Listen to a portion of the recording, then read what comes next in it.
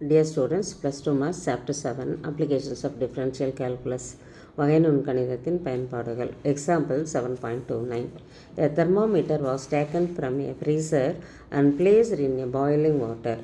It took 22 seconds for the thermometer to rise from minus 10 degree to 100 degrees centigrade, so that the rate of change of temperature at some time t is 5 degree Celsius per second.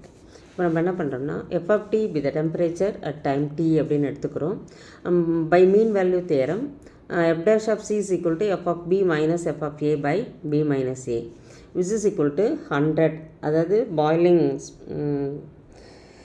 Point வந்து பார்த்திங்கன்னா 100ன்னு கொடுத்துருக்காங்க, அதனால் அதை எடுத்துக்கிறோம். F of B வந்து 100ன்னு எடுத்துக்கிறோம். Minus F of a. F of a வந்து அந்த ஃப்ரீசிங் பாயிண்டில் இருக்கும்போது அதனுடைய டெம்பரேச்சர் வந்து பார்த்திங்கன்னா மைனஸ் 10 டிகிரி. அதை இங்கே போட்டுடுறோம் மைனஸில் by 22 which is equal to 100 minus into minus plus 10 by 22.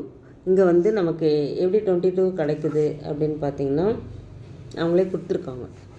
அது எவ்வளோ நேரம் எடுத்துக்குது அப்படின்னு பார்த்தீங்கன்னா 22 செகண்ட்ஸ் எடுத்துக்குது அப்படின்னு சொல்லிட்டாங்க. அதனால் நம்ம டைரெக்டாக பி மைனஸ் ஏக்கு பதிலாக 22 எடுத்துக்கலாம். இப்போ 110 பை 22 இதை வந்து 11ஆல் கேன்சல் பண்ணும்போது நமக்கு 2 டைம்ஸ் அதுக்கப்புறம் 10 வரும். இதை மறுபடியும் 10ஐயும் 2ஐயும் கேன்சல் பண்ணோம்னா 5 வந்துடும்.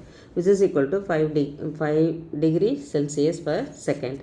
Hence instantaneous rate of change of temperature at some time t is 5 degree Celsius per second அப்படின்னு சொல்லிடலாம். Thank you.